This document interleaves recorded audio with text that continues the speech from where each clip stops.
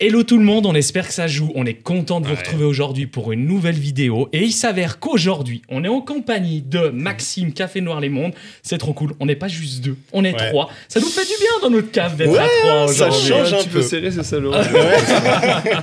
Ça va. Encore, on a réussi. Bon, bah voilà, effectivement, on a le plaisir aujourd'hui de rencontrer une bonne fois pour toutes Maxime en vrai. Parce que jusqu'à maintenant, c'était surtout parlé par message, un petit peu par téléphone. Ouais. On savait qu'on allait s'apprécier, ça, je pense qu'il n'y avait pas trop de doute. Ouais. On a quand même des passions qui fait que l'entente ne pouvait que bien fonctionner. Complètement. Ouais, je crois que c'est pour ça qu'on l'a fait, mais en tout cas, ravi que vous m'accueilliez chez vous, chez vous dans votre studio, ravi de vous rencontrer plaisir. en vrai, et effectivement, on a déjà passé un bon petit moment. Oui, ça fait un moment. C'est vrai. Ça fait un moment que Maxime est là. On a avant fait le shooting des montres que vous allez voir tout au long de cette vidéo. Il nous a apporté des pièces de folie. Ouais. Ça va être dur de te laisser repartir avec. Ouais, Promis, on ne te kidnappe pas ici il y dans a les notre ficelles cas. là-bas, mais je te jure que c'est pas pour toi. C'est pas pour toi. Ne juste, te fais pas de soucis, Maxime, tu vas repartir indemne. Ouais. Mais franchement, tu nous as apporté des pièces. Je pense qu'on va en discuter. Bon. Mais ce qu'on a aussi envie d'aborder aujourd'hui avec toi, c'est un petit peu cette relation que tu as, toi, avec le monde du vintage, C'est ça. avec l'horlogerie en règle générale, hein, mais surtout le vintage, puisque c'est un peu ton délire à toi. Tu as pas mal de choses à nous dire à ce niveau-là. Et puis aussi que tu nous parles un peu le pourquoi du comment tu as créé Café Noir Les Montres. Et puis, qu'est-ce qui te passionne là-dedans, quoi? Vas-y, démarre, t'as 1 heure, c'est parti. Top chrono. Allez, on lance les chronos. Vous avez 4 heures. Non, mais c'est vrai que c'est une magnifique passion. Bah écoute, pour répondre du coup à ta question, je suis arrivé dans le milieu dans le milieu de la montre, pas du tout, mais c'est pas du tout quelque chose qui est de famille à l'origine. Bienvenue au club. Voilà, c'est pas, dans ma famille, on n'est pas spécialement montre, bien que maintenant tout le monde se mette à apprécier ça. Oui, c'est marrant. C'est vrai, c'est marrant comme les choses sont faites. Pour mon plus grand bonheur, mais voilà, en fait, j'ai découvert du coup une montre de mon grand-père à l'époque, dont je connaissais pas la valeur, donc à vrai dire, je sais pas exactement encore ce qu'elle vaut en termes de prix, mais du moins c'était à l'époque que je connaissais absolument rien, je devais avoir 14 ans à peu près. Trop bien. Et en fait le verso était vitré, je savais, grosso modo je ne savais en dire que ça. Ok. Et sur déjà quand même, ok. Sur le devant, grosso modo il y avait une phase de lune, un triple date, une indication 24 heures, cool quand même, quand même, qui est peut-être encore la montre la plus sophistiquée que j'ai aujourd'hui. Ok. Donc cette montre elle a été donnée par mon grand-père à mon père, et mon père il me l'a donnée aujourd'hui. Ok. Donc trop cool. C'est bien. Je l'avais pas souvent, mais s'il doit en rester qu'une, ce sera probablement la valeur sentimentale est énorme. Donc c'est déjà assez cool. Et du coup je me suis mis à aimer ça. Du moins à vouloir me renseigner sur ça. Et puis en fait en avançant, quand on commence à tirer un fil, il y a toute la pelote qui vient. Et en fait ça fait maintenant 10 ans que je tire le fil et j'ai toujours pas fini. Et la pelote reste encore bien entière. Voire même peut-être plus grosse. grosse. Ok. Donc voilà, c'est pour ça que j'y suis toujours. Et puis au fur et à mesure, je me suis mis à un peu essayer de collectionner des montres avec mon budget d'étudiant de l'époque. Ok. Donc des petites montres qui valaient au début, je sais pas, 50, 100 euros. Et puis en fait, je me suis rendu compte que ça n'intéressait pas que moi. Que j'avais des potes qui me disaient, ah bah tiens, j'ai un cadeau à faire. Je vois un petit peu le délire. Que vous devez avoir aussi tout le temps, ce genre de petite demande. Voilà, exactement. Bien sympa, Et du coup, je me suis mis à dire, bah allez, ça va, je t'aide à trouver ça pour ta copine. C'est la fête des pères, je t'aide à faire ça. Et puis de fil en aiguille. Donc c'est comme ça que tu as commencé un petit peu le côté chiner des montres, un peu en parallèle, pour d'autres personnes qui disaient, tiens, toi, tu t'y connais un peu en horlogerie, et du coup, si tu peux me trouver tellement de machin. Alors c'est rigolo parce qu'à l'époque où on pensait que ou même je pensais que y connaître un petit peu en horlogerie, et avec le recul, je me dis, putain, à l'époque, je conseillais des gens, mais je connaissais rien. C'est le fameux stade, c'est un stade, ça. On pense qu'on connaît, mais en fait, on connaît pas trop, quoi. Il reste tout à faire. Mais c'est un peu ce qu'on évoquait justement ce matin, c'est le côté où tu nous as partagé le fait que toi, le monde du vintage te passionne énormément parce que justement, c'est un peu un monde infini. C'est un monde où c'est tellement vaste qu'on n'en a jamais fait le tour, quoi. C'est ça. En fait, moi, ce qui aujourd'hui fait que j'ai une collection qui est sympa, sans être non plus incroyable, mais j'ai une collection perso qui est sympa. Et j'ai quasiment aucune montre neuve, si ce n'est une ou deux Tool Watch pour aller vraiment dans l'eau, parce que je crois que c'est une Tudor. Ouais, j'ai une Tudor. Je crois que c'est une Tudor. Et j'ai une Seiko, une SKX. L'indispensable. SKX, ça date déjà un petit peu. Alors, c'est pas du vintage, on est bien d'accord, mais c'est déjà... Alors, c'est une montre qui m'avait été offerte par mes copains pour un anniversaire. Je dirais que c'était pour peut-être 20 ans, quelque chose comme ça. C'est trop bien. Et à ce jour, je pense, en termes d'heures passées au poignet, c'est ce que je mets le plus. Ouais, parce que bon, après, voilà, je suis tout le temps dans l'eau, j'adore aller dans l'eau, donc du coup, c'est la montre que j'accepte. C'est la plus utilitaire, c'est la plus friendly, la plus faire spontanée. Manger un peu de cailloux. Et moi, il y a justement, ça rejoint un petit peu ce dont on est en train de parler. Moi, il y a un débat que j'aimerais bien avoir avec vous et surtout avec toi, Maxime, parce que c'est un peu toi le porte-parole de tout ça. C'est justement, on parlait un peu de culture avant. On parlait de culture horlogère. Et moi, j'ai la sensation, et justement, ça peut être intéressant de savoir si Jonas ou toi, Maxime, peut-être mon avis, savoir si vous avez la même sensation que moi, à savoir que j'ai l'impression que le vintage, c'est presque une deuxième culture de l'horlogerie. C'est-à-dire que souvent, quand on débute l'horlogerie, on débute pas l'horlogerie vintage. On débute l'horlogerie neuve, l'horlogerie des marques qui sont plus ou moins dans nos budgets. On essaie de se renseigner, etc. Et souvent, quand on nous parle de vintage dans l'horlogerie, on a souvent la sensation de forcément parler de montres forcément très chères. Voire même, tu sais, ce fameux truc de collection où ça cote comme ci, ça cote comme ça. Donc, on a une vision du vintage quand on est un petit peu profane de quelque chose qui est forcément cher et qui est forcément inatteignable pour le commun des mortels. Et je suis curieux d'avoir toi qui est là-dedans à 100%, savoir ce qu'est ton point de vue là-dedans. Alors, du coup, c'est... Non, vas-y, je suis curieux aussi, du là. Du coup, j'avoue que... alors, c'est drôle parce que je comprends comment tu es venu aux montres. Ouais. Mais c'est pas du tout moi comment je suis venu aux montres. C'est marrant. Et du coup, j'ai pas du tout de ce sentiment-là. C'est-à-dire que moi, j'ai vraiment commencé en essayant de trouver des... à l'époque, j'étais encore en école. Ouais. Puis j'étais avec un copain qui était là aussi. Et vraiment, on avait donc pas des gros budgets. Et on se disait, mais qu'est-ce qu'on va pouvoir trouver de cool avec ces montres-là? Et du coup, on s'est mis à acheter des petites montres soviétiques, à acheter des petites clips françaises, à acheter des petites montres comme ça. Et en fait, moi, ce qui m'attirait, et ce qui en vrai m'attire toujours aujourd'hui, alors bon, j'ai un budget qui est pas infini. Non, mais t'as évolué depuis. Mais bon, j'ai un peu plus de budget que quand j'étais étudiant. Et c'est toujours ce que je recherche. C'est-à-dire que ce que je recherche, ça va être soit un parti pris historique, c'est-à-dire de dire cette montre-là, moi elle me plaît parce qu'elle a appartenu à des gens qui faisaient des explorations, un peu n'importe quoi, ou une montre militaire, ou une montre, un truc comme ça. Ou alors dire cette montre-là, c'était vraiment témoin d'une époque parce que dans les années 60, d'un design ou une technique, un parti pris esthétique, voilà. Mais du coup, j'ai commencé comme ça, ce qui fait qu'aujourd'hui, d'ailleurs c'est paradoxal, mais très souvent à me dire t'as vu la dernière montre qui est sortie, en fait je me rends compte que je connais rien. Je connais rien. Oui, c'est ce que tu nous disais avant. Voilà. C'est vrai qu'on t'a parlé de marques plus récentes, de modèles potentiellement plus récents, et t'étais assez en mode mais attends, ça rappelle-moi c'est quoi machin. Donc toi en fait t'es baigné que de 100% dans le vintage. Exactement.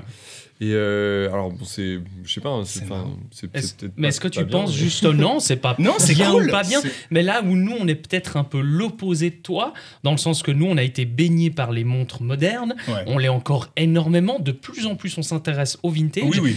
Et je me pose la question justement, c'est est-ce que toi tu vas t'intéresser aussi un petit peu plus au monde moderne? Est-ce que tu penses que le vintage va t'amener aussi un peu sur du moderne? Ou alors que ça fonctionne que dans un sens, c'est-à-dire tu passes du moderne au vintage et pas forcément l'inverse? Alors, je pense que quand je prends les montres qui sont à moi, aujourd'hui, le vintage est clairement surreprésenté. J'y suis venu, mais c'est quand même récent, sur certaines montres récentes. Notamment, tu le disais, j'ai eu l'occasion d'avoir une Tudor, donc je suis très content de l'avoir et tout ça, c'est une montre qui me plaît beaucoup. Parce qu'en vrai, il y a quelques temps, j'aurais jamais fait. Clairement. C'est trop drôle. Mais en même temps, pareil, mais j'y suis venu un peu par l'histoire aussi, c'est-à-dire que c'est la Tudor en question, c'est la Pelagos FXD qui est faite pour la Marine nationale. Ouais, c'est encore. Qui a une touche vintage déjà. Ouais, voilà, dans l'histoire, elle est vintage un peu. C'est un remake de ce qu'ils faisaient avant, mais bon, ça me plaît bien, voilà. Mais bon, peut-être que j'y reviendrai sur le côté tool. Mais en tout cas, ce qui m'attire aujourd'hui dans le récent, je pense que ça va être plus des trucs avec des vrais partis pris de design. Par exemple, je pense à celle qui me fait vraiment beaucoup de l'œil, ça va être la Bulgari Octofinissimo. Bon, pareil, c'est quelque chose pas dans mon budget du quelque chose qui a jamais été vu par le passé, qui fait pas fort, ou alors qui a jamais été vu, on est d'accord. Mais c'est ça qui. C'est relatif. Je comprends. Un parti pris extrêmement assumé. Je m'étais promis de pas parler de cette manufacture dans la vidéo. Maxime voit tout de suite de quoi je parle. Non. Mais c'est vrai qu'on parlait un peu plus tôt dans la journée, en off, de Nomos. Et c'est vrai à quel point Nomos a un peu aussi ce truc d'avoir des designs où c'est pas eux qui ont inventé le Bauhaus, c'est pas eux qui ont tout inventé au niveau de ce design, mais n'empêche qu'ils font pas énormément trace du passé, quoi. Tu te dis pas, tiens, là, ils ont essayé de prendre tel truc de tel diver des années 50-60, enfin... Exactement. Alors, c'est un peu la discussion, qu'on avait eu en off tout à l'heure, mais ce que j'allais dire, si je devais en citer une deuxième dans un registre de prix et d'esthétique complètement différent, je pense que je prendrais effectivement probablement une Nomos. Alors pas une ronde, probablement la carrée. Plutôt la tétra. Encore une fois, je connais pas hyper bien. Non, mais c'est intéressant. Mais la tétra avec ses coloris, là, ses cadrans mat avec des coloris qui sont improbables. Un peu génial, quoi. Enfin, et ça, c'est ce qui te fait vibrer dans le moderne, du coup. Ouais, toi, si tu devrais partir dans le moderne, c'est sur des mondes, des designs, des marques. Extrêmement atypiques. Très assumés. Qui sont vus un peu engagé. ok. Parce que sinon, quand j'aborde une montre, même si c'est un grand classique, ce qui va m'intéresser, c'est de savoir comment la vieillit. Est-ce que la patine, elle est comme ça ou comme ça. Ou alors, même si elle n'a pas patiné parce que la montre est neuve de stock, je vais y trouver un intérêt particulier. Parce que c'est incroyable qu'elle ait traversé tout ce temps n'ayant pas été touchée. Mais du coup, quand je prends une montre qui est un classique de l'horlogerie en récent, en fait, je la regarde. Et c'est bon, je l'ai vu. Quoi. Ok, je comprends. Non, mais c'est vrai. Je comprends. Mais du coup, c'est bon, voilà, elle est belle, c'est un classique. Mais du coup, on y perd un peu l'histoire, on y perd un peu le voyage. Enfin, après, peut-être un peu extrémiste. Hein. Mais non, mais écoute, c'est une pensée qui est intéressante. Et nous, c'est aussi pour ça qu'on a énormément kiffé au début de faire avec toi un partenariat, de te rencontrer finalement. C'est comme ça que ça s'est fait autour d'un premier téléphone, aussi, autour de ce que tu fais. Et nous, on a été beaucoup touchés, c'est par le côté très éclectique où tu as beaucoup de différentes montres, de montres à un prix aussi bien différent. Tu as des styles aussi très assumés dans les montres. Vraiment des doubles signatures, des montres que tu vas rechercher d'anciennes marques françaises, tirées pour l'armée, dont personne connaissait à part toi. Donc ça, on trouve très hyper peu de gens, cool. En tout cas. Et t'en as fait une sacrée sélection dont on va parler maintenant. Mais avant ça, je sais que la plupart du temps, maintenant, les abonnés nous demandent qu'est-ce qu'on porte au poignet. Et nous, aujourd'hui, on s'est mis dans le thème. Alexis porte... L'Universal Genève Paul Router Deluxe, pareil, c'est une montre qui date environ des années 60, donc je tenais à porter cette montre-là parce qu'effectivement, on est assez dans la thématique du vintage. Quand Maxime l'a vu, il a dit Moi, je suis très content de cette montre. C'est un état qui est quand même fantastique. Ouais, écoute, je t'avoue que c'est pas mon domaine d'expertise, ça je m'en rends mal compte, mais oui, elle est magnifique. Oui. On est en tout cas très content. Ça, je te la fais, oui, c'est clair. Et toi ? Et moi, je porte une Jaeger LeCoultre Traverso. Alors, on n'est pas forcément dans ce qu'on peut encore considérer comme vintage, mais on va gentiment y arriver si je la porte un peu. T'es d'accord avec moi pour dire, Maxime, que la définition du vintage, je crois que ça se vaut aussi bien pour le monde du vêtement que dans le monde de l'horlogerie. Il faut que la pièce ait été produite il y a au moins 30 ans. Alors c'est ce qui se dit, c'est ce qui se dit. Okay. Après, je pense que si je devais donner une date précise, j'aurais donné la même chose. 30 ans, Après, il n'y a pas de règle. Après, par exemple, pour moi qui adore les montres neuves et qui a majoritairement des montres neuves, je la considère celle-là comme étant une de mes montres vintage, tu vois. Parce que le design a tellement bougé depuis les années 30 que... Et tu y es pas pour rien dans cette montre-là. Si j'ai cette montre au poignet, c'est pas pour rien. C'est Maxime qui me l'a trouvée et qui m'a permis de l'avoir, puisque ça fait partie de notre collaboration. Enfin bref, on reviendra à ça courant de l'année 2024 avec une chouette vidéo sur les montres de forme, etc. Un peu élégante. Enfin, tranquille. Celle-là, moi, je la garde bien au chaud. On vous en parlera tout à l'heure. Mais toi, Maxime, tu portes déjà l'une des petites pépites que tu voulais nous ramener aujourd'hui. Oui, du coup, alors... en plus, tu portes celle-là. La sélection l'idée, c'était de se faire un peu kiffer. L'idée, c'est de se faire plaisir. Donc du coup, je me suis dit ça, on va prendre des montres. Alors c'est plutôt des montres des Tool Watch. Ouais, complètement. Je pense à aucune exception près. Clairement. Des Tool Watch, que du vintage. Et j'ai essayé en tout cas de faire en sorte que ce soit des modèles que la majorité des gens ne connaissent pas.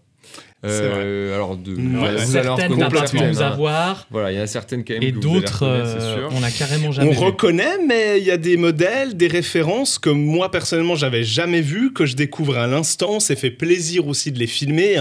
Donc si vous nous regardez en mode vidéo, vous verrez tous ces plans. Si vous nous écoutez en mode podcast, vous pouvez vous rendre sur Instagram. Que là, ça vaut, et puis ça vaut la peine éventuellement de venir réécouter le podcast et de voir les vidéos qui vont avec. Les deux fonctionnent, mais là par exemple typiquement, j'ai pris celle qui se trouvait devant moi parce que les autres elles sont sur ma gauche, totalement inatteignables. Chez moi. Là j'ai pris une œillère, la Calculator. Exactement. Et ça, elle est tarée. Qu'est-ce que tu as à nous dire? C'est une montre, ça c'est une montre, par exemple, typiquement, et c'est là où je dis que la pelote est toujours sans fin. Avant de me dire que j'allais prendre ça, je connaissais pas. Je connaissais pas, et quand bien même j'ai commencé à me renseigner dessus, à essayer de potasser un peu le sujet, etc. Quand elle est arrivée, je fais waouh, elle est énorme. Et donc elle est énorme, elle a ce verre bombé qui est ouf, cette double lunette qui est fantastique. C'est une montre qui est quand même grosse. De mémoire, je crois qu'elle doit faire 44. Je pense, ouais, je pense. Pour une montre des années 70, c'est oversize. Oui. Une montre qui était faite donc pour faire des calculs. Donc vraiment une montre d'ingénieur. D'où son nom. Calculateur. Avec cette lunette de fou. Voilà, et donc, alors autant dire que j'ai pas fait maths sup, maths spé, donc j'arrive mais c'est comprendre exactement comment ça fonctionne. Je sais pas si on peut avoir ça, mais assez fou. Donc là, t'as vraiment le manuel où ça t'explique potentiellement comment faire plein de types de calculs selon. Si t'as envie de t'arracher les cheveux, c'est mon pire cauchemar. Je pense que ça, c'est mon cauchemar. Ça, je pourrais en faire un cauchemar la nuit, quoi. Mais si on prend le truc, c'est quand même assez fou. C'est hyper poussé. On peut faire différents types de multiplication. On peut faire des conversions. On peut faire des des taux de change, on peut faire des calculs de pourcentage, on peut faire des calculs de la vitesse. Pose-moi ça, Maxime, je t'en supplie. Bon, j'ai fait qu'une page. À part ça, c'est un peu ce qu'on évoquait, parce que tu parlais du côté un peu oversize déjà pour l'époque, mais c'est ce qu'on évoquait avec un autre modèle qui m'a fait moi complètement craquer, la Ploprof de chez Omega. Il y en a une autre aussi qu'il aime beaucoup. Et ça on y reviendra tout à l'heure. Pour moi, c'est deux modèles un peu oversize, je crois qu'on n'a pas peur de le dire, mais le fait qu'il y ait une absence de cornes et un poids qui est super bien réparti, parce que là, pour le coup, un bracelet en acier ultra léger. Il est d'origine, le bracelet ? Oui, bien sûr. Punaise.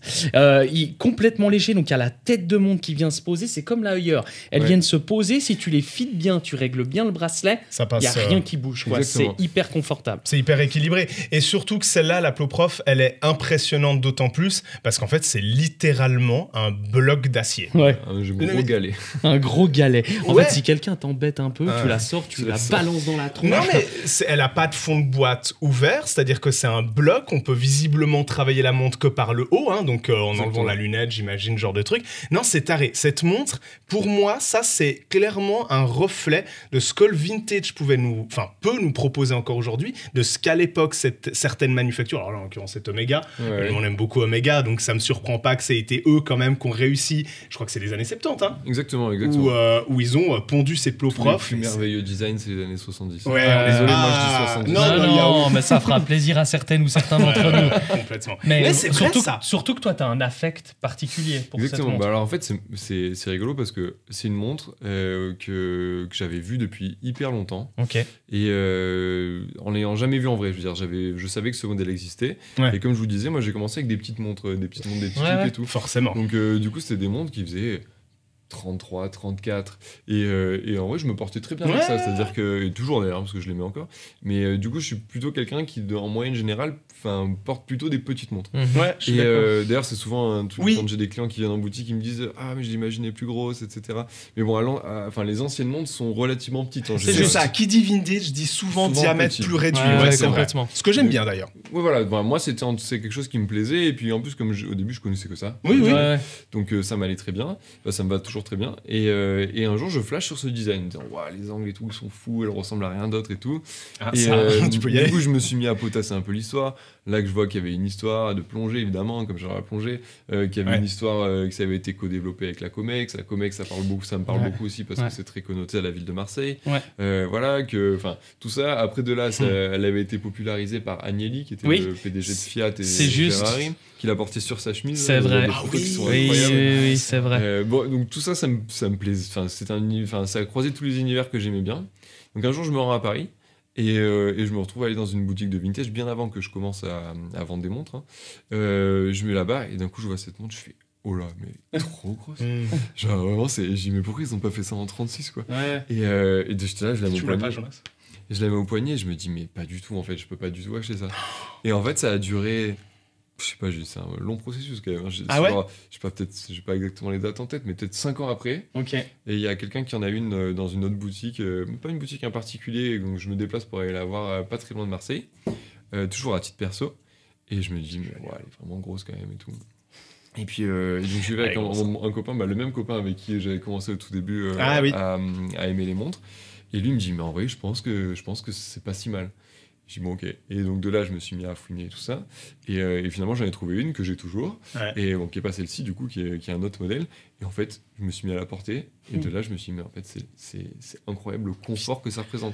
Et en fait, cool. Alors ça passe pas sous la chemise, hein, ça c'est vrai. Non, mais c'est pas le but. Ça dépend de la chemise. Ouais, c'est ça. Mais c'est léger au poignet, ça se porte super bien. Finalement, c'est assez ergonomique. Alors que ça pourrait être l'antithèse. Non, complètement.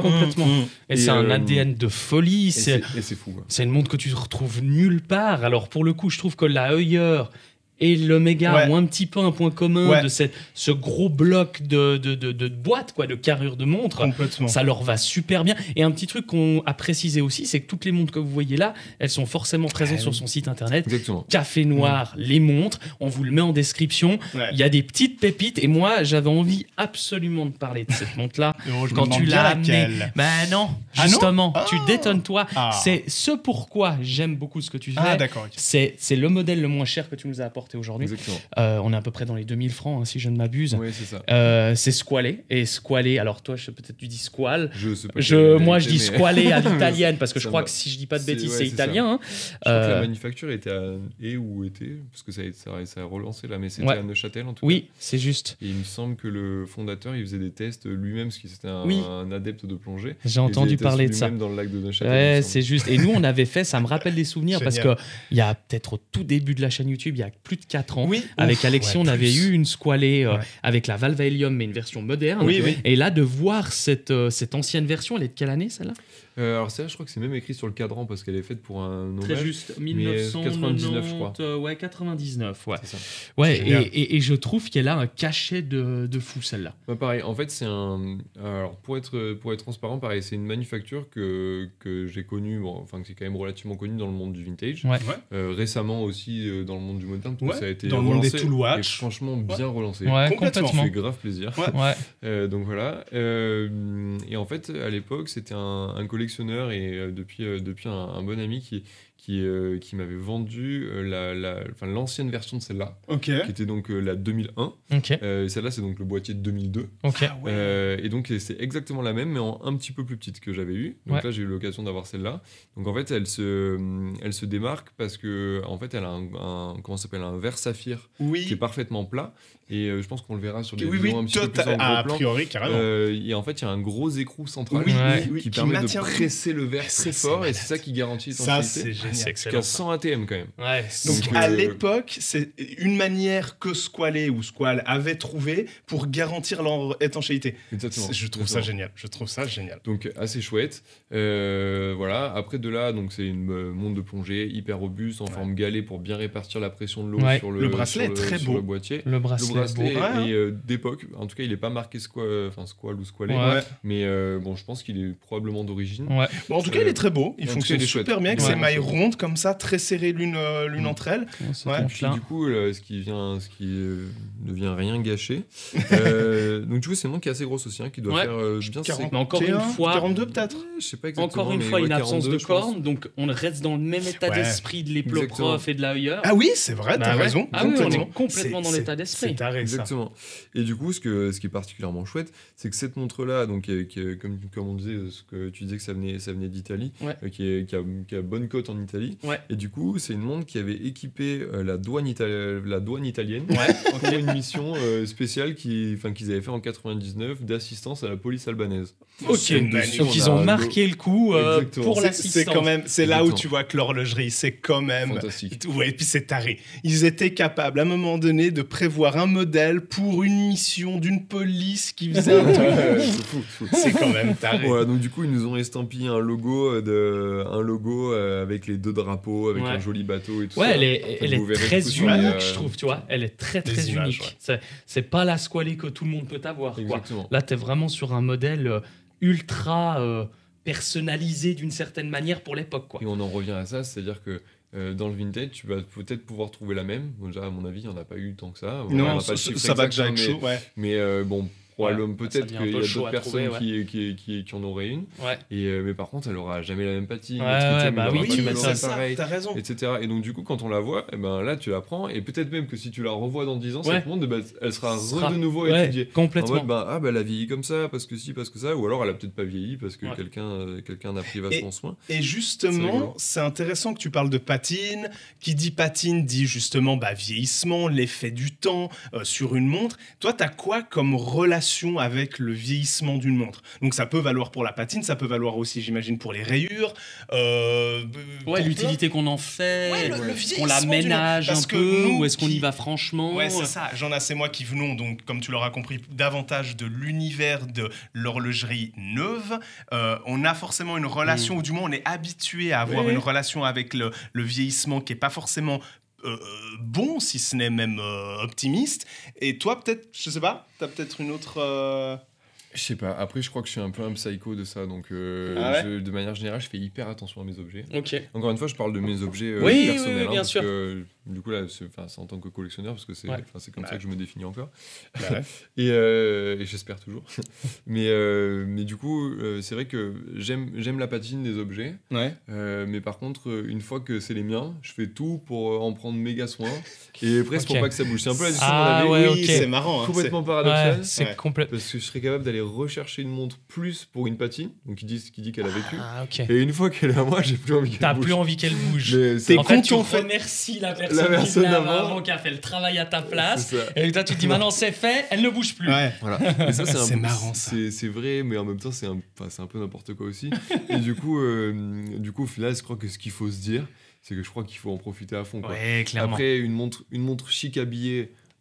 Ça m'embêterait qu'elle prenne un coup. Tu vas pas la traiter de la même manière qu'une Tool Watch comme on a devant nous là. Je suis quand même bien content, comme on disait, que des montres qui un peu Tool, qui prennent un peu des coups et tout, alors j'irai pas les casser. Non. Mais tu vois, c'est là où c'est très intéressant. Moi, justement, quand j'ai une montre qui a vécu un peu, que ça soit vintage ou peut-être d'occasion qui a un peu plus vécu, que du coup son ancien ou son ancienne propriétaire a fait des marques, j'ai plus de facilité moi à me l'approprier et à me dire tiens, je vais rajouter des marques sur finalement des marques qui sont déjà présentes. Oui, la montre alors est plus que neuve, la montre en fait. qui est neuve, qui a aucune raie, qui est immaculée conception, une fois que je la mets au poignet, moi c'est un peu compliqué, tu vois. Tu veux pas être le premier à faire faut un petit peu me casser le truc, quelqu'un d'autre me raye un peu le machin. C'est un peu la première fois que tu mets une paire de Converse blanches, quoi. Ouais, c'est un peu et pourtant, alors il y a le débat peut valoir, et pourtant une paire de godasses, même une Converse blanche, elle a de la gueule qu'à partir du moment où elle a un peu vécu et qu'elle a 2-3 traces, etc. Donc c'est marrant comme parfois le cerveau est fait, on n'a pas envie, mais quand ça se produit... Malgré nous. Alors malgré nous, oui c'est toujours malgré nous au final. On n'est pas si mécontent que ça. Alors il y a une théorie sur ça, qui je pense... On adore les théories. Finalement, je la partage assez. Alors, je sais pas exactement si c'est ça les termes exacts, mais dans les patines, on parle souvent des termes japonais, wabi-sabi, que vous avez wabi-sabi, tu es bienvenu quand tu veux sur cette chaîne, on t'adore. Et du coup, et en fait, si moi j'ai bien compris l'étymologie de ce truc-là, c'est qu'à un moment donné, une marque qui est... Enfin, moi je le vois comme ça, mais un objet qui reçoit les marques du temps, il est du coup plus souhaitable ou plus considéré plus beau parce qu'il a reçu les marques du temps par rapport à un objet qui est tout neuf. Mais pour autant, il faut qu'il ait reçu des marques du temps dans... Enfin, je sais pas comment dire, dans ses règles normales d'utilisation. Oui. C'est-à-dire que dans le sens dans lequel il a été fabriqué pour. C'est ça. Moi, je le comprends comme ça. Je sais pas si c'est... Je suis totalement d'accord avec toi. Il faut aussi, à la base... que l'objet soit bien fait aussi. C'est-à-dire qu'un objet bien fait, un objet fait de manière artisanale pour des bonnes raisons, va ensuite, si tu l'utilises de la manière dont il a été conçu, va vieillir et prendra que plus d'âme finalement et de valeur. En fait, c'est ça un peu la notion du wabi-sabi et notamment aussi potentiellement du kitsugi aussi, qui est une autre notion japonaise qui là fait plus mention de la réparation potentielle. C'est qu'en fait, si tu as un objet, comme vous êtes en train de le dire, si tu as un objet qui à l'origine a été bien conçu, en fait, c'est presque lui manquer de respect, ou même manquer de respect pour la personne qui a créé l'objet en question, si tu ne l'utilises pas tel qu'il a été pensé pour. Okay, oui, donc en fait, si tu vois, je vais prendre l'exemple et transition qui est tout trouvé, une Rolex Submariner qui est neuve après 3 ans de port, c'est que quelque part, tu n'as pas fait honneur à l'objet parce qu'il avait été produit pourtant pour être utilisé même en mode tool watch, quoi. Exactement. Et c'est un peu ça, si on le transpose pour faire un parallèle un peu obvious sur les montres, c'est que une montre qui va avoir la lunette rayée parce que c'est une montre sportive, bah c'est génial. Une montre qui va être rayée parce qu'en changeant le bracelet, on a mis un coup d'outil et qu'il y a une grosse rayure sur la corne. C'est moins bien. Pourquoi pas, mais c'est moins bien. C'est moins bien. Et pareil, c'est-à-dire qu'un cadran qui est patiné parce qu'il a pris le soleil, c'est pas pareil qu'un cadran qui est patiné parce qu'il a pris l'eau. Et en fait, du coup, alors c'est subtil, hein, c'est là où on peut devenir un peu psycho. Il y a de quoi faire des cauchemars. Mais voilà, mais je veux dire, un cadran qui est marron, c'est joli, un cadran qui est vert, c'est pas joli. Bien sûr. C'est marrant. Bien sûr. On peut aller très loin dans ce délire. Même si on peut aller très loin, on peut se dire aussi que c'est la montre qui est bien faite va s'adapter à notre vie. Et si à un moment donné de notre vie, on a fait le choix de changer plusieurs fois des bracelets parce qu'on est fan des bracelets Watch Arch, à un moment donné, c'est normal de changer puis de faire des rayures, tu vois. Sans ça veut dire que tu mets trop de scotch, t'es là, si ta montre elle a aucune rayure au niveau de l'entrecorne ou quoi, ça veut dire qu'en fait t'as jamais cherché à changer de bracelet et à profiter quelque part de l'objet qui est fait aussi d'une certaine manière pour ça, quoi. Pour changer le bracelet, totalement. Et justement, Alexis mentionnait la Submariner de chez Rolex vintage des années 70, 70. Alors non, moi je parlais pas de vintage. C'est de 62, je crois. 62. De mémoire. C'est quelle référence, redis-moi? Du coup, celle-là, c'est la 5513. Elle est incroyable. Comme on a fait exprès, c'est très fait. Alors, c'était pas calculé d'avance, hein, mais bon, ça vient qu'embellir l'histoire.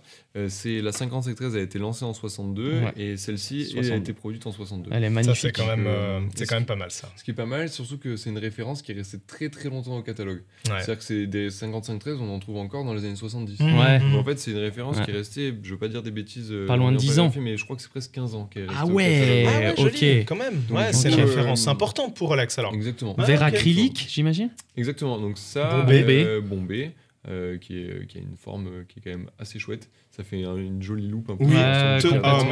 Donc là, on est la masterpiece un peu de ce que tu nous as emmené en termes de prix, en termes de gamme. On est vraiment là sur une masterpiece de ta sélection que tu nous as apportée aujourd'hui. C'est ta masterpiece du jour, si j'ai bien compris. C'est affreux de se dire qu'il va repartir avec ça. Alors, j'en ai absolument pas les moyens. Si vous les avez, tant mieux. Mais elle est splendide. Enfin, c'est ce qu'on se disait avec Alexis, c'est que s'il y a bien les montres qu'on aime chez Rolex, c'est ce genre de référence. Parce que le cadran a patiné, il a pris un marron, les index. Enfin, elle est splendide. Et je sais pas, quand tu regardes une montre comme ça, tu t'imagines un peu tout ce que la personne avant a pu faire avec.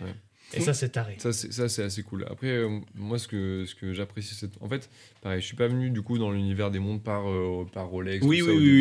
Et c'est vrai que alors ça, j'ai cru comprendre, du coup. Voilà, ça, et moi, dans ma collection perso, aujourd'hui encore, j'en ai pas.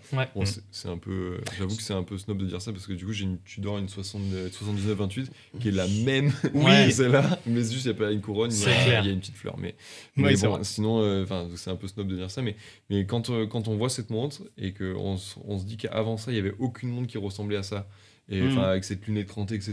Et que maintenant, dans le paysage horloger des tout, elle ressemble tout à courante, ça. Il y a eu Blancpain qui s'est tiré avec la Fifi Phantom, c'est à peu près dans les mêmes années. Oui, exactement. Mais oui, t'as raison. Ça a vraiment été ça a vraiment lancé une icône. Complètement. Et ça, lié au confort de portée. Parce que donc, les premiers étaient avec des bracelets riftés, donc je sais pas si on va l'entendre un peu au micro, mais ça fait des petits bruits très légers. Alors tu pourrais peut-être faire un petit épisode ASMR avec ça. Moi j'adore, je suis très ASMR. Voilà, le petit bracelet rifté. Mais donc du coup, c'est des bracelets qui sont très légers, qui font ressortir le poids de la montre, très confortable au poignet. Complètement. Et puis qui ajoute un cachet de folie. Et en fait, on peut pas nier le fait que si Rolex est devenu Rolex, c'est parce qu'il y a eu des références comme ça et qui sont fantastiques. Notamment celle-ci, complètement. Mais moi, justement, et ça rejoint un tout petit peu ce qu'on disait plus tôt, moi, c'est, en fait, si je devais donner ma définition du vintage et ce qui me plaît personnellement dans le vintage, ce qui fait qu'aujourd'hui, Jean Lassément, on est en train de plus en plus y aller, notamment grâce à toi, etc., c'est beaucoup grâce au fait qu'en fait, moi, le vintage, ça me fait tout redécouvrir. C'est-à-dire que pour nous, Jonas et moi, qui sommes nés dans l'horlogerie moderne, tu débarques en 2020, 2025, 2005, voilà. Tu débarques avec des modèles, des références qui sont déjà là, mais tu sais pas forcément ce que c'était avant. Et quand tu tombes sur une Paul Router Universal Genève, une vieille Submariner comme ça, tu te dis, mais en fait, c'était ça l'origine de tout. C'était ça que les marques essayaient d'instaurer à des années, il y a des décennies maintenant. Et aujourd'hui, si on a cette montre-là au poignet, c'est parce que il y avait ça à l'époque. Et moi, c'est ça qui me fait me frissonner, en fait, avec le vintage. C'est vrai que c'est chouette de le voir comme ça. Après, il faut pas oublier un petit point quand même. Une fois, je discutais pareil avec un collectionneur. Et il me disait, il faut pas oublier que le neuf de maintenant, c'est le vintage de demain. Oui. Donc, après, il faut aussi, je pense, remettre en perspective. Qui te plaisent, quoi. Complètement. Je pense qu'il n'y a pas de... Enfin, après, encore une fois, je suis peut-être le mauvais exemple, parce qu'effectivement, j'ai pas beaucoup de montres récentes. Mais en fait... Enfin, c'est parce que moi ça me parle pas, la plupart me parlent pas, mais je veux dire, c'est pas une tare d'avoir une montre neuve, quoi. Non. Et du coup, ce qui est chouette, c'est que, par contre, ce qui serait une tare, à mon sens, c'est d'avoir une montre neuve et de pas l'utiliser pour ce pourquoi elle a été faite. Complètement. On est d'accord. Avoir une Submariner et la mettre que les jours où on est en costume, pour moi, c'est une hérésie. Complètement. Elle deviendra pas comme ça après. Ouais, c'est ça. Mais bon. Après, c'est encore une fois, je comprends aussi quand on met beaucoup d'argent. Après, voilà, on n'a pas envie de l'abîmer. C'est ce qu'on a tendance à dire avec Alexis. Après, c'est aussi une question de moyens. Et trop souvent, on a tendance un peu à exploser le portefeuille pour se payer sa première belle montre. Et des fois, c'est un peu au-dessus de notre budget. Du coup, on n'ose pas l'utiliser telle qu'elle devrait être. Exactement. Il y a un peu de ça. Oui, je dis c'est une hérésie, mais... je comprends sans... Non, mais c'est intéressant. Puis faut pas oublier que t'es aussi le puriste de la montre vintage. Enfin, t'es vraiment, t'es le professionnel, puisque t'en vends. Mais je comprends tout à fait ce que t'évoques. Parce que toi, quand tu vois une Submariner comme ça, tu te dis forcément, pour être dans cet état-là, la montre, elle a dû en voir quand même. Et je me dis, le gars, il a dû kiffer. Ouais, le gars, il a dû en profiter un max, quoi. Et ça, c'est vraiment cool. Et il y a un truc, je trouve que le vintage est fascinant, parce qu'on parlait de... C'est impossible d'en faire le tour. C'est un petit peu, tu sais... tous ces petits trucs que tu peux avoir en plus. Quand tu rajoutes un peu d'histoire en plus dans le sandwich. Alors des fois, tu as la montre qui arrive toute seule. Je sais pas si c'est le cas pour cette Submariner. Tu veux parler de tout ce qui peut se trouver à côté en matière de... Il y a cette petite boîte de chocolat, mais qui n'est pas du tout une boîte de chocolat qui est devant moi. Mais tu te dis, voilà, tu as la boîte d'époque, tu as le certificat d'époque, tu as le manuel d'époque, et t'as la montre d'époque. Et elle est dedans. Ça fait je me disais, elle était où celle-là? Méchant, quoi. Je pense que toi, en tant que revendeur, passionné, collectionneur, dans le vintage, ça, c'est des petits trucs en plus. C'est le Noël. Ça, c'est le Noël. Et puis le pire dans tout ça, c'est que des fois, les gens ne le spécifient pas forcément. C'est-à-dire que j'achète beaucoup de montres en présentiel. Donc c'est la surprise. Des fois, c'est la surprise. Et là, encore la semaine dernière, on a acheté une petite Rolex de dame. Et donc, c'est une montre qu'on a acheté un antiquaire avec qui on a l'habitude de travailler. Et du coup, on achète cette montre-là. Et donc, on arrive, on fait il y a la boîte.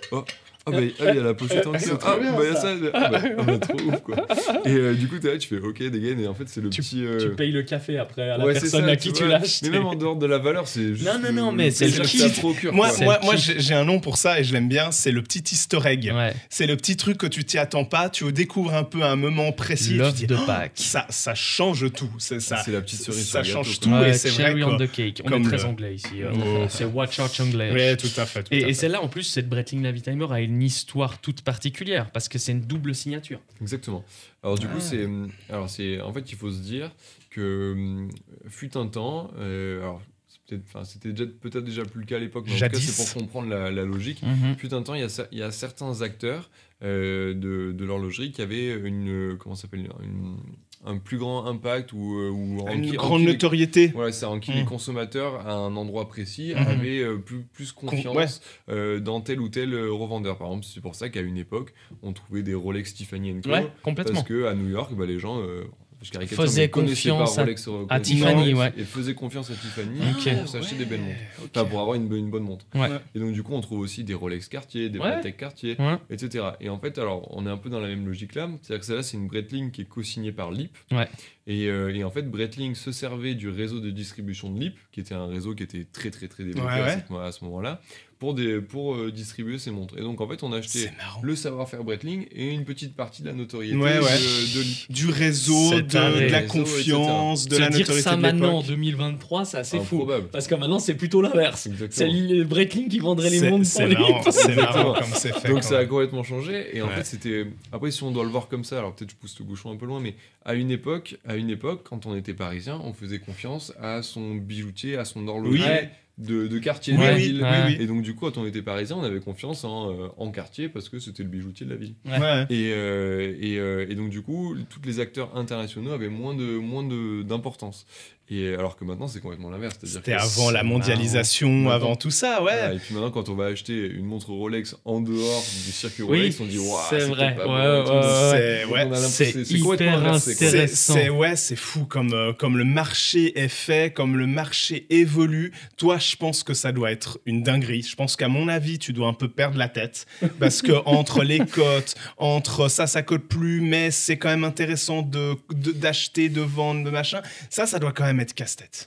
Ah ouais, il y a deux trucs qui sont casse-tête dans ce que tu dis. Tu m'étonnes. C'est déjà forcément, c'est mon gagne-pain, donc je gagne ma vie en vendant. Je veux dire, t'as bien raison. Voilà, je suis obligé de surveiller la cote, mais je crois que ce qu'on fait, c'est que de base, on part sur un parti pris esthétique ou un peu le même parti pris que j'avais au début. Une affinité. C'est-à-dire de dire, c'est que j'achète que les montres qui me plaisent. Après, je les achète. J'espère au bon prix, pour les vendre au bon prix après. Tu m'étonnes. Et parce qu'après, il faut aussi prendre en compte que on les restaure, etc. Oui, bien sûr. Ça, on va en parler un peu après. Dans les restaurants, dans les règles de l'art, etc. Mais je veux dire, donc ce qui est compliqué, ça va être de faire attention à qu'est-ce qu'il va y avoir à faire sur tel monde pour la rendre. Combien ça va te coûter à toi, combien ça coûte, etc. Et après, une fois que ça c'est fait et que la montre elle est nickel, le plus compliqué, c'est de pas la garder. C'est pareil, tu m'étonnes. Il y en a certaines, ça doit faire mal de les voir partir. Mais c'est vrai que c'est ce qu'on évoquait et tu parles. Moi, je vais faire pareil après. C'est un peu ce que tu évoquais, c'est que vous les restaurez, forcément, vous les remettez à niveau, si je peux dire ainsi, parce que je vais pas employer le mot remettre à neuf, parce que c'est pas le cas. Par moment, vous avez utilisé d'anciens composants pour les remplacer, etc. Mais nous, c'est un petit peu ce qui nous avait fait extrêmement peur. Enfin, le côté du vintage nous fait peur, dans ce sens-là. C'est-à-dire que si tu achètes une montre à un particulier, une particulière, c'est un peu flippant. Te dire que ta montre, est-ce qu'elle va fonctionner ? Est-ce que c'est la bonne référence ? Est-ce que le cadran, il est pas un peu chelou ? Est-ce que c'est pas une fausse montre, tout bêtement ? Et c'est ce qu'on disait quand on a fait notre première collaboration ensemble, il y a un peu plus d'une année. C'est ça qui est génial quand on vient chez toi, c'est qu'on sait qu'on est entre de bonnes mains. On sait qu'on fait appel à un professionnel, à un expert. Non, mais c'est vrai, on le pense. Et ça, c'est hyper rassurant en tant que consommateur. Et qu'importe la culture, en fait. En fait, merci beaucoup. Non, mais avec plaisir, mais on le pense. Pour ce témoignage-là. Mais je pense que je traite toutes les montres, on traite toutes les montres comme si c'était celles que j'avais gardées dans ma collection. Alors après, tout n'est pas tout le temps parfait. Des fois, il y a aussi des partis pris qui sont pris. Par exemple, si on reparle de la Submariner, c'est une montre que quand je l'ai achetée, qui était dans un état qui était un peu fatigué. En termes de mécanique, c'était fatigué. On a mis beaucoup de temps à retrouver les pièces d'origine et d'époque pour aller rendre le mouvement à nouveau fiable, pour la rendre à nouveau étanche, par exemple, parce qu'elle est encore étanche. Et puis, c'est une montre qui était très, très ronde. C'est-à-dire très, très abîmée, très, très ronde. Alors, il y a des gens qui vont me dire oui, mais le cadran était hyper patiné, donc ça va dans le sens qu'entre guillemets elle aurait dû rester ronde. Et puis ou alors il y en a qui vont dire mais ça aurait été incroyable que ce soit que le cadran qui patine. Enfin bref, on peut tout dire. Et normalement il y a le parti pris qui fait que moi si ça avait été la mienne, je l'aurais fait comme ça. Donc du coup c'est une montre qu'on a repolie. Donc après on travaille avec quelqu'un qui fait des polis qui sont super beaux. C'est hyper les chanfreins et tout, c'est impressionnant. Voilà, bravo à lui. Complètement. Mais c'est à un moment donné, l'idée c'est que elles font un peu toute partie de ma collection et j'ai envie de dire si ça avait été la mienne, et d'ailleurs sur ma Tudor du coup qui a le même boîtier que cette 5513 là, j'ai fait la même chose. Donc c'est à dire que moi mon parti pris c'était de faire ça. Peut-être que toi ça aurait été différent, je vois peut-être ce que tu veux dire. Et puis encore une fois une patte, et puis d'une certaine manière tu dois être fier de vendre ce que tu vas vendre. C'est-à-dire que c'est comme si tu pouvais l'acheter toi-même, quoi. Exactement. C'est un peu comme nous, on se reconnaît monstre là-dedans. Quand on fait une vidéo, quand on collabore avec quelqu'un. Quand on fait un bracelet aussi. Peu importe, voilà, un bracelet, un projet qu'on entreprend. C'est ce qu'on aurait aimé voir sur YouTube, c'est ce qu'on aurait aimé acheter comme bracelet. Voilà. Et oui, ok, je me reconnais à fond dans ta définition. Parce que c'est vrai, comme tu dis, tous les créateurs comme toi, c'est-à-dire les personnes qui ont une structure et qui font ce que tu fais, n'auraient pas forcément poli la boîte comme tu l'as fait, n'auraient pas cherché à faire ci, ça. Mais toi, c'est ce que t'aimais, c'est comme ça que tu voulais revoir la montre. Ça fait sens aussi, je veux dire, c'est pas une folie de l'avoir fait. Non, c'est top. Mais voilà. Mais tu as choisi ton parti pris, tu as fait ça comme ça sur 7 montres. Puis une autre montre, tu aurais peut-être choisi de dire, bon bah tiens, celle-là, moi je l'aurais gardée non polie, quoi, donc je la garde comme ça. Ouais, exactement. Ouais, c'est cool. Et là, on retourne un petit peu à Marseille, si tu veux bien. Allez, on va. On retourne chez toi. Du reste, on n'a encore jamais vu, mais tu nous as invités. Exactement. Donc on viendra. On viendra avec grand plaisir. Et là, c'est Bianchi. Du coup, c'est une marque qui, pour le coup, à Marseille, est quand même, même à Marseille, je pense en France de manière générale, est quand même bien connue. On nous en parle assez souvent. Parce qu'ils ont relancé, réédité un modèle, plus récemment, je pense que c'était en 2021, je pense. Ouais. Et qui avait fait une jolie, un joli tollé sur Marseille, des super montres. Donc celle-là, c'est un peu l'ancêtre de ces ateliers-là. Donc en fait, Monsieur Bianchi, qui est un monsieur qui exerce toujours à Marseille, donc qui est sur le Vieux-Port. C'est beau ça. Qui a donc sur le Vieux-Port en plus. Sur le Vieux-Port, ouais. La classe. Donc qui a un atelier là-bas et qui avait été qui était l'horloger attitré de la Comex à l'époque. Ouais. Et qui donc a fait un peu sa réputation autour de ça. Okay. Et avait répondu à un appel d'offres dans les années 80. Alors, je crois que celle-là, elle est des 83, je crois, quelque chose comme ça. Donc un appel d'offres de l'armée de terre française pour émettre une montre à destination de certains soldats. Et donc on se retrouve avec un boîtier de forme MRP, avec un mouvement auto à l'intérieur, et donc avec une montre qui est quand même très atypique, avec le drapeau de l'armée française, et qui ressemble difficilement à d'autres montres qu'on peut connaître aujourd'hui. Complètement. Donc voilà. Et donc c'est une montre militaire qui a vraiment été attribuée à un soldat. Donc c'est là, elle a réellement appartenu à un soldat. Elle a une dotation. C'est pas à ma connaissance, c'est pas des montres qui étaient destinées à la vente. Au public, Exactement. Et donc elle a été reconduite une deuxième année. Parce qu'elle a été faite 2 ans en tout, avec des variations qui étaient assez légères, notamment sur le matériau des lumes, il me semble. Voilà. Et après, elle avait été aussi produite en quartz avec un très gros plongeur, un gros scuba diver en premier, qui est devenu un peu l'emblème, qui est d'ailleurs le logo de l'atelier aujourd'hui. Génial. Et qui a été représenté sur la plantation. Elle est assez folle et je trouve qu'elle représente bien ce que le vintage aussi représente finalement. C'est que c'est une montre où il y a beaucoup maintenant de marques, tu sais, de petites marques qui se lancent et qui font des montres un peu de plongée, des tool watch modernes, mais souvent c'est des boîtes qui viennent de Chine, souvent c'est des mouvements qui sont pas folichons. Exactement. Tu le ressens dans la boîte et là t'as un poids, t'as quelque chose qui se passe. Tu sens que t'as une qualité en fait. Tu sens que Monsieur Bianchi à l'époque n'a pas pu faire autrement que de se fournir chez des bons fournisseurs. Tu vois. Un acier qui pèse, quoi. Un acier qui. Belle breloque, quoi. T'as pas n'importe quoi dans les mains. Et d'ailleurs c'est rigolo parce que ce boîtier-là, donc c'est des boîtiers MRP qui étaient aussi vendus à d'autres. Oui, forcément, j'imagine. Et donc voilà, donc elle a aussi existé en quartz. Donc là, notamment, j'en ai une qui est à l'atelier qui est en train d'être restaurée, qui va sortir. Donc c'est marrant, la marque c'est Nautilus, donc rien à voir avec Patek, mais assez marrant. Et en fait, on retrouve le même boîtier. Alors il va avoir un peu des tailles différentes en fonction des années, etc. Mais un peu plus fine parce que l'autre est une montre à quartz. Mais c'est vraiment typique des années 80, grosso modo. Et donc aussi, ce qu'on retrouve dans le vintage, je pensais que tu allais dire ça, c'est que en fait, à une époque, ça laissait la place à des petits faiseurs surtout. Oui. C'est-à-dire que maintenant, ce qu'on a moins. C'est-à-dire que on a des marques qui se lancent, etc. Oui, il y a encore des trucs. Succès, mais mais puis il y a des choses, plus ou moins de succès. Et certains font des trucs un peu nuls, certains font des trucs un peu géniaux. Il y a un peu de tout. Mais je veux dire, c'est avant, entre guillemets, n'importe qui pouvait arriver à avoir une petite notoriété dans une petite ville de province. Oui. Monter à Morteau ou à la Chaux-de-Fonds. Acheter son cadran, faire son petit marché, exactement, et confectionner sa montre. Chose qui maintenant, si tu ne mets pas du volume et quelque chose de très impressionnant, t'oublies quoi. Ou sinon, justement, tu vas du côté un peu plus chinois. Et puis tu vas appeler, et puis là tu as ton catalogue, puis tu dis voilà, 1, 2, 3, 4, et puis c'est parti. Ou comme tu dis, tu vas dans la haute horlogerie, puis là tu fais vraiment en petite quantité. Voilà. Mais là, il faut les moyens pour pouvoir se lancer là-dedans, les compétences, les connaissances, j'en passe et des meilleurs. Et donc, quand on se met à chercher ça, c'est quand même fou. On se dit, ok, c'est une montre qui vient de Marseille. Ok, c'est marrant, cette forme de boîtier atypique. Ah, bah tiens, c'est écrit MRP. Qu'est-ce que c'est MRP? Là, tu fais, ah, bah MRP, ils ont aussi produit pour lui. En fait, ça, je fais, wow, c'est génial. Je cherchais juste une montre qui était produite en France. Et j'en collectionne 150. Bon, c'est l'enfer. Pour moi, c'est ça la magie du vintage, quoi. C'est que tu as une montre comme ça, quand elle passe par des explications comme la tienne, et c'est là où on rejoint aussi un peu le côté professionnel, la personne qui s'est énormément renseignée, qui sait ce qu'il a acheté, etc. Bah, t'acquiers une montre qui a une histoire de fou. Et ça, je pense que aujourd'hui, de plus en plus, les gens recherchent de nouveau. Sont sensibles à ça. Ouais, voilà, cette espèce de storytelling, mais pas du storytelling, pas du vent. Hein, de l'histoire. Ouais, on parle d'une vraie histoire, on parle d'un vrai vécu, d'un cheminement, de tel créateur qui, à un moment donné, a fait tel boîtier, etc. Et ça, c'est cool aussi de se dire qu'on vit peut-être, nous trois, et vous aussi, hein, à travers cette vidéo, bah, on vit une période où les gens sont de plus en plus prompts à se repassionner pour ça. Où il n'y a plus juste le neuf parce qu'on sait que c'est telle marque et puis que du coup ça va fonctionner. Il y a encore beaucoup de ça, on est bien d'accord. Il y a beaucoup cette fame de la marque très connue. Mais je pense qu'on est de retour sur moi je veux quelque chose qui a de l'âme et qui a de l'histoire. Ouais.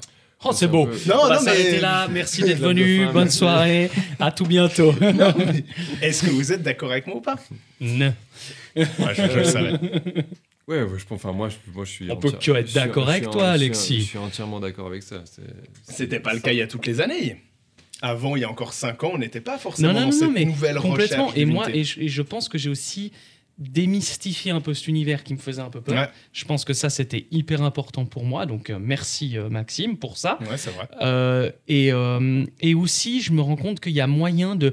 On discutait tout à l'heure, si on a un budget de 1000 balles, 1500 francs, euros, voire même francs, 800, pareil, qu'il faut même. Par exemple, on peut regarder une montre neuve. Je sais pas, j'ai 1000 francs, je vais aller sur une Seiko Prospex. Ok, très bien, très cool ta montre. Mais si tu ouvres un peu ton esprit du vintage et que tu commences à te laisser divaguer, avec 1000 balles, tu peux acheter vraiment des trucs de fou aussi, tu vois. Tu peux vraiment aller très loin aussi d'une certaine manière. Un peu plus de recherche. Oui. Donc c'est moins clé en main en fait. C'est ça le truc. C'est ça. C'est un petit peu moins clé en main parce que ça demande un peu plus de recherche. Ça demande soit de la recherche, soit de la confiance envers quelqu'un d'autre. C'est ce que j'allais dire. C'est là où tu interviens. C'est là où j'interviens. Voilà. C'est-à-dire que faire la recherche, c'est pas que trouver la montre, c'est trouver la montre, vérifier que la montre elle est bien fonctionnelle, qu'elle est bien toute d'origine, qu'elle a été changée. Trouver quelqu'un pour la réviser. Donc franchement, c'est un truc où... Et en vrai, j'ai plein de clients qui font ça. En plus de m'acheter des montres à moi qu'ils font aussi sur certaines montres. Ça m'étonne pas. C'est trop cool. Je prends trop de plaisir à accompagner autour de ça. Mais c'est génial. C'est un peu le côté geek. Bah, c'est le côté passion en fait. C'est le fond du truc, c'est ça. Mais donc ça c'est trop chouette.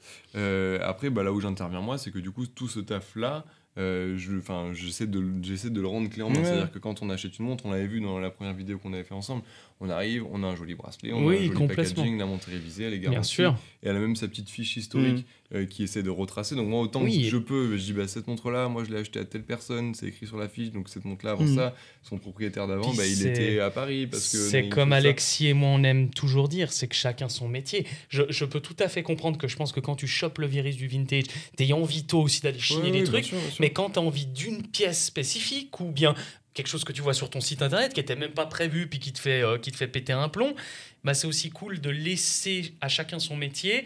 Certes, tu risques de peut-être payer un tout petit peu plus cher que la bonne affaire que tu as achetée auprès de tel particulier, mais tu sais pas ce que tu as dedans non plus, tu vois. Mais je trouve que c'est comme tu peux très bien prendre ton smartphone, faire une vidéo YouTube et la lancer, tu vois. Mais nous, on a aussi ce skill, c'est notre savoir-faire.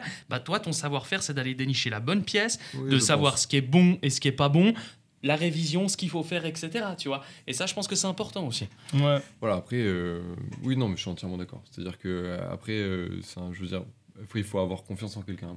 Si on veut se lancer dans le vintage, parce que même si on le fait seul, on va peut-être acheter moins cher, on va payer sa révision plus cher. Ouais, exact. Et en fait, au final, toutes les montres que je vends, en tout cas, j'essaye. Après, des fois, Des fois, certaines personnes vont dire c'est un peu trop cher, ou des fois je suis hyper bien placé, ça va dépendre.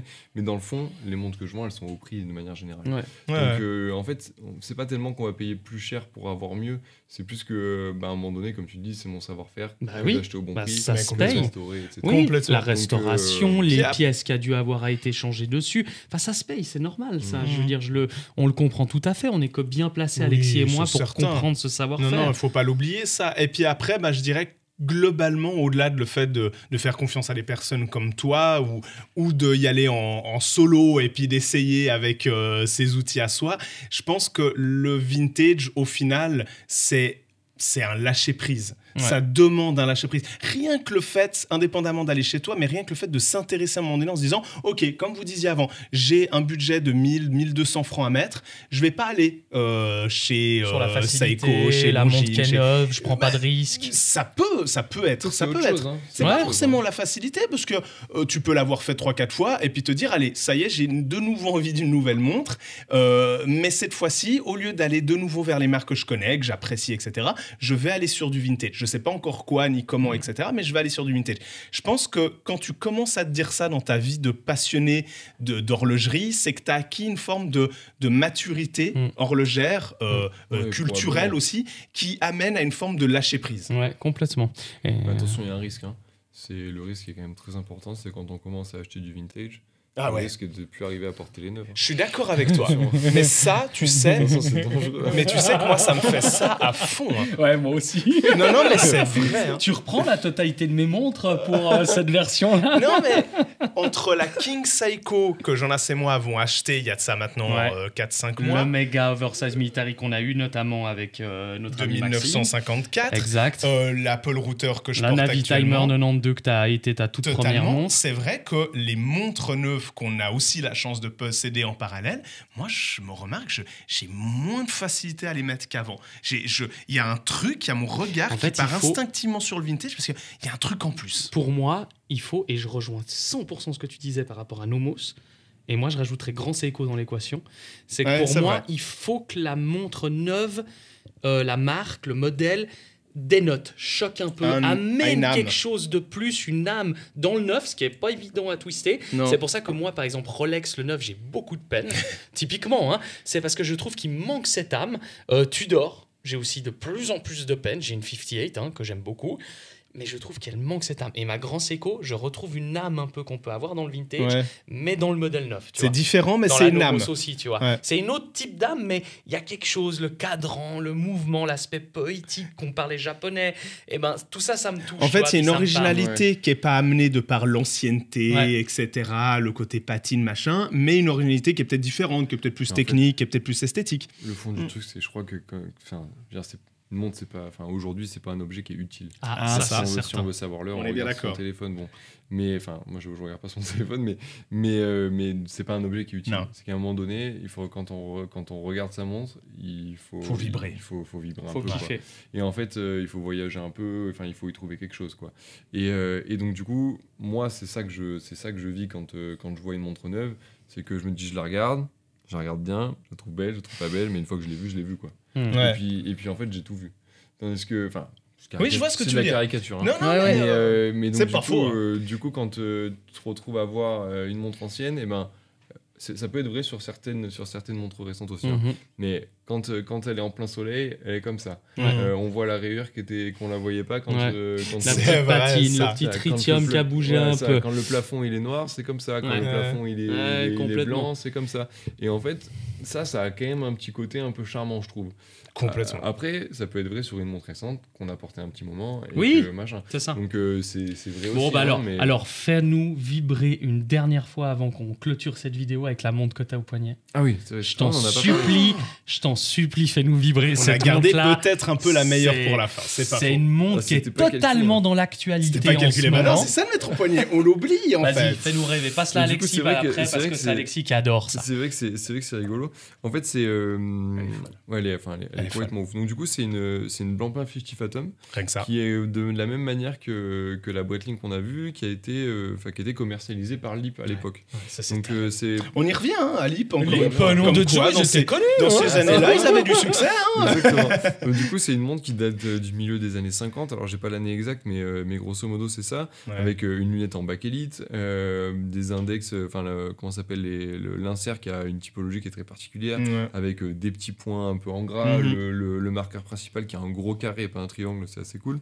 Ouais, pareil, en dessous du 12, il y a ce gros carré là qui fait vraiment office de gros marqueur principal. Quoi. Un petit diamètre. On y revient dans ce qu'on disait avant, hein, vintage, voilà, petit diamètre, des cornes fantastiques, moi je trouve. Un N-Links et des cornes comme ça qui tombent très droit. Exactement. On est sur entre un rond, entre un carré. Puis les chiffres aussi, très blanc, très symptomatique. Et franchement, moi je suis extrêmement curieux dans les descriptions d'avoir votre ressenti sur la montre que vous kiffez. Oui, ouais, merci. Oui. Moi, je suis en live YouTube. Vraiment, dans les commentaires, je suis très curieux d'avoir quel est votre kiff, mais je suis sûr que celle-là, les gens seront pas indifférents dans cette pièce. Mais je pense que tu peux pas tellement. Tellement. Puis la lunette, elle s'est un peu brisée comme ça, elle a pris dans la tronche, mais d'une manière comme on disait avant. T'es gentil. Mais pour moi, c'est sympa. On a dit qu'on arrêtait cette blague. Non, mais elle est magnifique. Elle a la lunette qui est un peu cassée comme ça. Je trouve que ça, c'est typiquement des choses où pour la personne qui va voir cette montre, qui va regarder la lunette, potentiellement les index et quoi, qui va vibrer devant en fait tous ces défauts du temps. Moi, je pense que c'est ça en fait l'amour du vintage, et moi quand je regarde ça me fait vibrer de fou. Moi je la trouve fantastique. Je pense qu'effectivement si aujourd'hui je devais en garder qu'une, je garderais probablement celle-là pour moi. Tu m'étonnes. Tu peux. Oui, je peux pas toutes les garder. mais en tout cas le jour où elle va partir, je vais verser. J'adore ce jeu. Et donc voilà, mais effectivement pourtant c'est quand on réfléchit, c'est un mouvement qui n'est pas un mouvement de manufacture à l'époque, qui est un boîtier. Elle est tellement chargée d'histoire dans sa collaboration entre Lip et Blancpain. En plus, Blancpain est redevenu en devant de la scène grâce à Swatch. Donc c'est un peu le Swatch Blancpain de l'époque, hein, si on veut. Sacrément mieux foutu, si je ne m'abuse. Mais elle est folle dingos. Alexis, si tu devais piquer une montre ici là à Café Noir les montres / Maxime, laquelle ça serait? J'adore ce jeu, moi. Je sais, c'est très. J'adore, je suis très jeu, toi. Ouais, je suis très jeu. Vas-y. Pour moi, il y en a deux qui ressortent. Non, on a dit une seule, c'est pas le jeu. Attends, je vais te dire entre quoi j'hésite, mais t'inquiète pas, le choix est fait. Le choix est fait. Pour moi, ça se jouait entre la Rolex Submariner. Pourtant, on vient un grand moment. Pourtant, je n'apprécie pas la Rolex Submariner, mais Jonas a eu l'opportunité, la chance, grâce à Maxime, de la porter à midi, parce qu'on a été se faire un petit sandwich, machin. Il la portait et... il y a un truc, elle est fabuleuse, elle tombe sur le poignet, elle est splendide. Après, c'est tu vois, c'est mécanique. C'est beaucoup d'argent quand même, donc voilà, il y a toujours un peu la structure Rolex pour moi. Il y a un peu l'image Rolex qui, j'avoue, même dans le vintage, me fait encore un peu de la peine, mais elle est splendide. Mais du coup, celle que je choisirais, c'est indéniablement la Blancpain. La Lip Blancpain. Pour moi, c'est d'abord une Blancpain. Elle est fabuleuse, son diamètre, ses cornes, bref. Ça, c'est une montre, pour moi, c'est un peu la quintessence de la Tool Watch. Tous les critères pour toi de la Tool Watch, légèrement élégante. C'est très personnel. Ouais, moi, tu vois, pareil. C'est-à-dire que ça, c'est la montre que je kiffe énormément. Je la trouve incroyable. Mais comme tu disais... Je peux pas me séparer du côté prix, je peux pas me dire que voilà, c'est une certaine somme dans une Rolex que personnellement je serais pas prêt à mettre. Par contre, la Ploprof, je la garde avec grand plaisir. Oui, ça, c'est vrai que c'est celle-là. Moi qui suis un fan incontesté d'Omega, là c'est la quintessence du vintage d'Omega pour moi. C'est ce que Omega ont su faire de plus original, de plus poussé, identitaire. Ouais. Je la trouve, mais cette montre-là, elle est fabuleuse parce que comme tu disais, tu la vois en boutique, tu la vois quelque part, tu te dis, t'oublies, cette montre-là, je vais jamais la porter. J'ai eu l'occasion de la mettre un moment au poignet. Je me dis, mais je me la vois porter tous les jours, quand tu veux, quand t'as envie, quoi. Donc celle-là, pour moi... Pour avoir eu l'expérience, vraiment, et je viens d'économiser un certain nombre d'argent en plus en choisissant cette version-là. Donc du coup, c'est les soldes. C'est les soldes, magnifiques. On en revient à Omega, quoi. En tout cas, c'est trop cool. On a passé une bonne heure ensemble. Je regardais un petit peu la timeline. Maxime, ça nous a fait énormément plaisir que tu sois venu ici. Ouais, vraiment. C'était avec grand plaisir. T'as aimé l'exercice, c'était cool. Franchement, super sympa. Et nous, on vous invite vraiment vraiment aller voir son site internet, Café Noir les Montres. Merci Je pense qu'il y a de quoi Faites un se faire tour. plaisir. Comme on l'a dit, à plusieurs budgets différents. On peut vraiment craquer son slip comme on peut rester un petit peu plus sur le plancher des vaches. Donc ça, c'est vraiment à vous de décider, à vous de voir en fonction de... T'as ton Instagram aussi où t'as des chouettes photos? En dehors de... Allez voir le site avec grand plaisir. Si vous voulez m'écrire, écrivez-moi. Si vous cherchez des montres en particulier, faites-le aussi. Franchement, bon, j'ai moins une communauté hyper active que la vôtre, mais ceci dit, ça me fait franchement hyper plaisir quand les gens ils me disent voilà, j'ai hérité de ça, qu'est-ce que vous en pensez? C'est cool ça. Ou alors je cherche ça parce que mon grand-oncle, quand j'étais petit, il avait ça. Ouais, d'accord. Tu m'étonnes. C'est rigolo ça. Et en fait, ça, c'est des trucs qui te font vibrer. plaisent, et en fait, moi, je suis venu dans les montres comme ça. Et du T'as coup, envie que ça continue. Exactement. Donc, du coup, voilà, encore une fois, on a fait une sélection aujourd'hui de montres qui sont un peu plus chères, qui sont plutôt dans le panier haut. C'était du Tool Watch, c'était l'idée. Voilà, on a des montres beaucoup moins chères aussi, qui franchement sont pas du tout moins intéressantes. Non, bien absolument pas. Encore une fois, c'est aussi une question d'histoire. Ouais. C'est une question d'histoire. Et d'univers. Ah, mais c'est trop cool. Eh ben, bravo. Oh là là, mais qu'est-ce qu'on est beau. Ouais, il a mis un petit ton qui s'est ressenti dans le micro.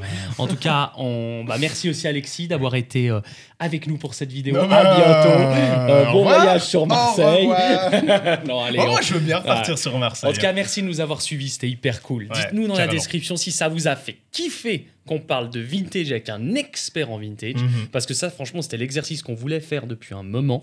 N'hésitez pas à nous dire aussi... laquelle est votre préférée, comme j'ai dit tout à l'heure. On a parlé de double signature, première sur Watch Charge aussi d'une certaine manière. T'as raison. Oui. Donc trop cool, merci à vous. Et comme d'habitude, n'hésitez pas à liker cette vidéo, à nous suivre si ce n'est pas déjà fait. Et comme d'habitude, on se retrouve sur une prochaine vidéo. Et n'oubliez pas, d'ici là, soyez à l'heure. Et magnifique. Et mais c'est magnifique. Bravo. Bravo, bravo.